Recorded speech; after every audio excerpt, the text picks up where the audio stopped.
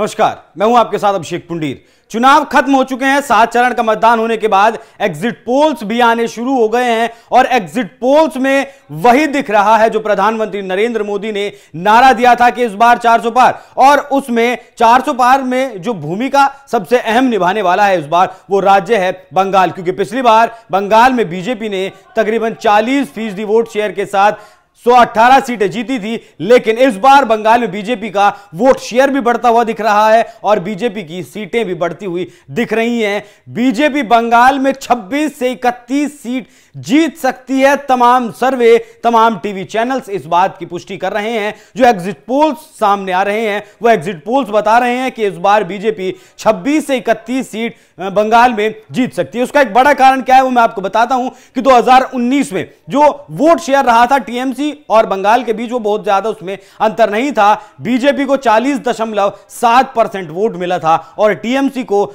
43.3% vote मिला था। तो तकरीबन अगर मोटा मोटी लगाएं तो 2% का दोनों में अंतर था, लेकिन सीटों में 4 सीटों का अंतर था। लेकिन इस बार जो एग्जिट पोल सामने आ रहे हैं उसमें यह पता चलता है कि टीएमसी का तकरीबन 5% वोट शेयर घट रहा है और बीजेपी का 2% वोट बढ़ रहा है। मतलब 40.7 जो वोट शेयर था वो 42.7 या फिर 43% तक वो वोट शेयर बंगाल में बीजेपी का पहुंच सकता है। और वहीं ममता बनर्जी की टीएमसी का जो वोट परसेंट 43% था वो घटकर 38% तक आ सकता है और कांग्रेस पार्टी भी 2 सीटें जीत सकती है। तो बीजेपी 26 से 31 सीट बंगाल में जीत सकती है और 11 से 14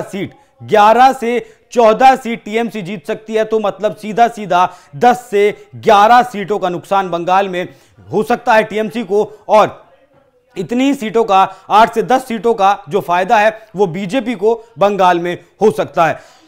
अभी कुछ ही महीनों पहले प्रशांत किशोर जो चुनावी रणनीतिकार हैं उन्होंने बंगाल को लेकर एक बड़ी भविष्यवाणी की थी, बल्कि चुनाव से पहले की थी और बीच चुनाव में भी की। चुनाव से पहले उन्होंने कहा था कि बंगाल में बीजेपी अकेली सबसे बड़ी पार्टी बनकर उभरने वाली है और 2024 का जो चुनाव होगा उसमें बीजेपी बंगाल की सबसे बड़ी पार्टी बनकर उभरेगी। प्रधानमंत्री नरेंद्र मोदी ने लगातार वहां काम किया, लगातार रैलियां की, अमित शाह लगातार वहां जाते रहे, योगी आदित्यनाथ ने भी वहां जाकर चुनाव प्रचार किया, हिमंता बिस्वा शर्मा ने भी वहां जाकर चुनाव प्रचार किया। तो जितने भी बीजेपी के फायर ब्रांड नेता थे सभी ने बंगाल में जाकर चुनाव प्रचार किया और शायद इसी का नतीजा है कि बंगाल में बीजेपी को अच्छी खासी बढ़त मिल रही है। तकरीबन 8 से 10 सीटों की बढ़त बंगाल में बीजेपी को मिल सकती है। एग्जिट पोल्स का जो अनुमान है वो इसी बात को दर्शा रहा है।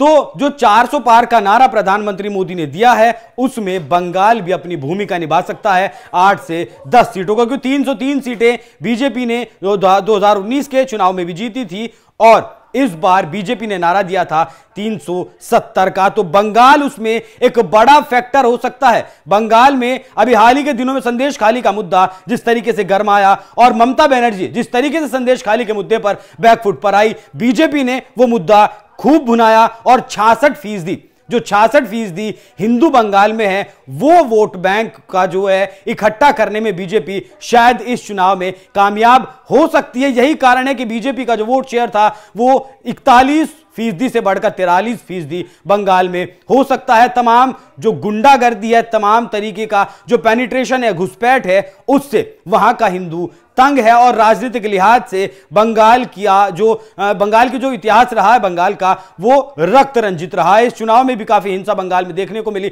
और इसी चीज से बंगाल के जो लोग हैं, बंगाल की जो जनता है वो लगातार तंग है। 2011 जब से ममता दीदी ने बंगाल की कमान संभाली है तब से बंगाल का जो राजनीतिक परिदृश्य है वो लगातार बदलता गया। उसने जो पहला जो शासन था सीपीआईएम का, उस शासन को भी अच्छा कहलवा दिया ममता दीदी के शासन ने और यही वजह है शायद अब लोग विकल्प के रूप में बीजेपी को बंगाल में तलाश रहे हैं। और यही कारण है कि बंगाल में बीजेपी ने 18 सीटें 2019 में जीती थी वो सीटें बढ़कर इस बार 26 से 31 पर पहुंच सकती हैं। तो जिस तरीके से बंगाल में बीजेपी ने काम किया है और बंगाल की जनता ने बीजेपी को वोट दिया है, जो एग्जिट पोल बता रहे हैं वो जो सीटें बढ़ रही हैं उस पर आपकी क्या कुछ राय है, कमेंट कर अपनी राय हमें जरूर बताएं। नमस्कार।